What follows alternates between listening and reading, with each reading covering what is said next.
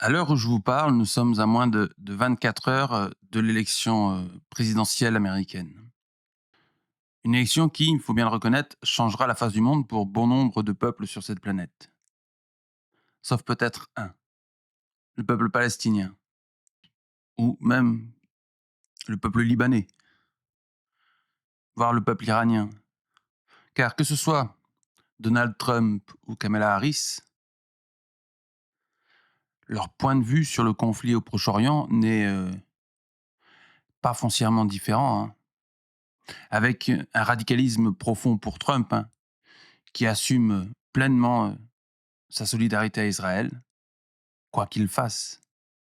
Ou une Kamala Harris, qui, avec son double discours, nous prouve bien qu'elle laissera les choses continuer ainsi, sans changement, malgré les nombreuses contestations qu'il y a partout dans son pays et dans le monde. Et cet état de fait a des conséquences encore plus visibles et encore plus prégnantes sur les plateaux de TV. Et c'est ce que je voulais vous montrer aujourd'hui, dans cette vidéo. Restez jusqu'à la fin, car là aussi vous aurez ma conclusion sur tout ça. Allez, bonne vidéo à tous.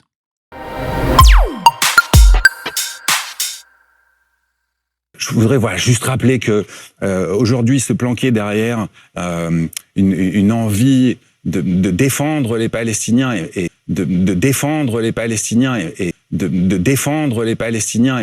descendre dans les rues pour manifester. Venez, on appelle ça comme ça doit être appelé. C'est de l'antisémitisme, et rien d'autre. Manifester pour la cause palestinienne n'est pas, en soi, de l'antisémitisme. Défendre les droits des Palestiniens, dénoncer des situations perçues comme injustes ou s'opposer à certaines politiques israéliennes ne constitue pas une attaque contre le peuple juif ou une incitation à la haine envers les personnes de confession juive. L'antisémitisme désigne spécifiquement les préjugés, la discrimination ou la haine envers les juifs en tant que groupe ethnique ou religieux, et il est important de différencier cela de la critique politique. Parce que l'Égypte refuse, pour l'instant, d'accueillir ces Palestiniens. Ah oui, mais la grande solidarité arabe. Il y a aujourd'hui, et après on va accuser Israël parce qu'ils savent aujourd'hui le cancer qu'est cette population, qui est aujourd'hui, à qui on a tout donné. Oui, en France, qualifier une population de cancer peut être répréhensible par la loi, surtout s'il s'agit d'une communauté identifiable par des critères ethniques, religieux ou nationaux. Les lois françaises, en particulier la loi sur la liberté de la presse de 1891, interdisent les propos incitant à la haine, la discrimination ou la violence envers des groupes de personnes en raison de leur origine, religion, nationalité, sexe, orientation sexuelle ou handicap. Traiter un groupe de cancer pourrait être interprété comme une incitation à la haine ou comme une diffamation publique envers un groupe, ce qui peut donner lieu à des sanctions pénales. Dans de tels cas, les auteurs de ces propos risquent des poursuites pour injure publique ou provocation à la haine, avec des amendes, et dans les cas les plus graves, des peines de prison. Nous sommes dans une guerre d'images, où d'un côté, et vous-même médias, vous passez des images où on voit des mamans qui pleurent avec un bébé en plastique,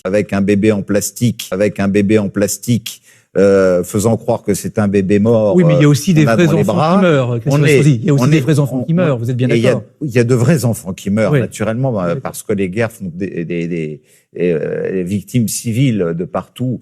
Et naturellement, c'est regrettable. Et nous devons regretter les victimes civiles qui, toutes, sont des victimes civiles qui sont victimes du Hamas, il faut le rappeler. Parce qu'il y a eu 1200 morts qu'on semble oublier. Tout le monde semble oublier. Personne ne les oublie. Personne ne les oublie. Mais est-ce qu'on est obligé systématiquement d'opposer les mais parce qu'à un moment, Israël, je crois, a l'obligation de faire en sorte que ses citoyens ne risquent plus cela. Et d'ailleurs, vous remarquez que c'est une guerre entre Israël et le Hamas, pas une guerre entre Israël et les Palestiniens, et que je sache, tous les pays qui ont fait des accords, y compris les pays arabes, qui ont fait des accords avec Israël, n'ont pas dénoncé ces accords. C'est-à-dire que tout le monde serait bien content qu'Israël finisse le boulot.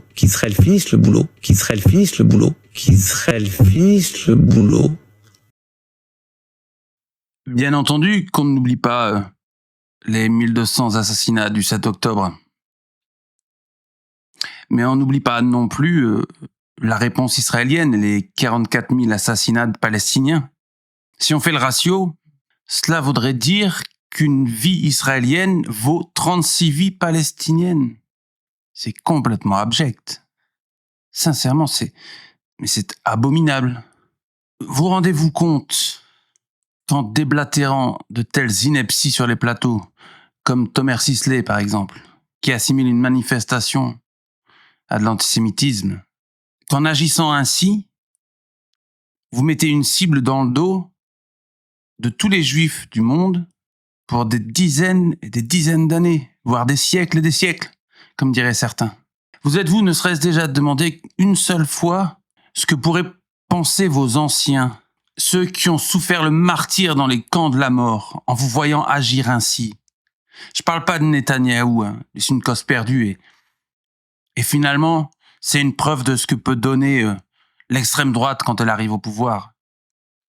Mais vous, avec votre malhonnêteté crasse sur les plateaux, en demandant à ce que le terme crime de l'humanité soit copyrighté, qu'il vous soit attribué et que plus personne d'autre ne puisse l'utiliser.